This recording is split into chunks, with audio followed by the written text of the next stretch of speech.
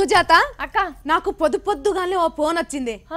ఎవరు కావచ్చని ఫోన్ ఎత్తితే నాకు ముచ్చట చెప్పిండ్రు. ఏ ముచ్చట అక్క? ఏం చెప్పారు? ఏ ముచ్చట అంటే మీకు ప్రత్యేకమైన ఆఫర్ లో ఒక మహిమ గల్ల వస్తువు పంపిస్తామన్నారు.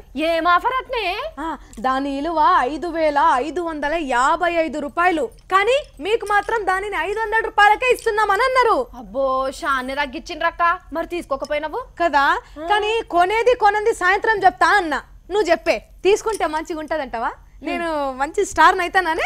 తీసుకో నీ తిక్క మంచిగా తిరుగుతుంది. ఏందే గట్లంటావు?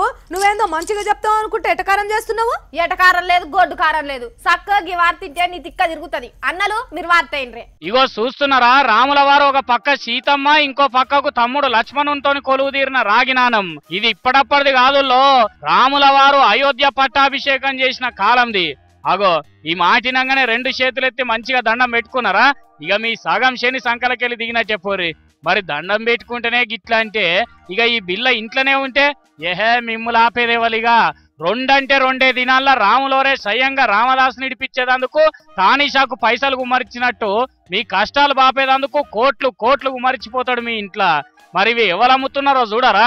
ఇగో వీళ్ళే జనాల ఇక్కట్లను మాయం చేసేటందుకు మాల తీసుకున్న మహాత్ములు.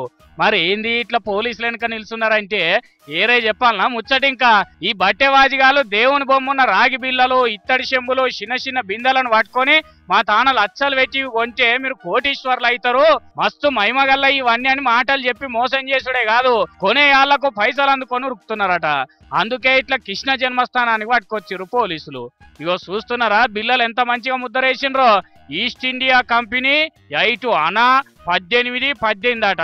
మరి రాముడే కళలకు వచ్చి చెప్పుండవచ్చునో ఇట్లా చేపిండ్రి నానాలని వీళ్ళ మోకంలో చెప్పు. దేవుని పేరు చెప్పి మందిని మోసం చేస్తున్నారు బద్మాషిగాళ్ళు. వీళ్ళ నోట్ల మన్ను వాడ. అయినా వీళ్ళను కూడా ఏమనేటట్టున్నది, కొనేటోడు లేదే చేస్తున్నారా ఇట్లా. గాని పబ్లిక్ జర పైలం ఎవరు ఏది చెప్తుంది నమ్మ ఆగం కావద్దు.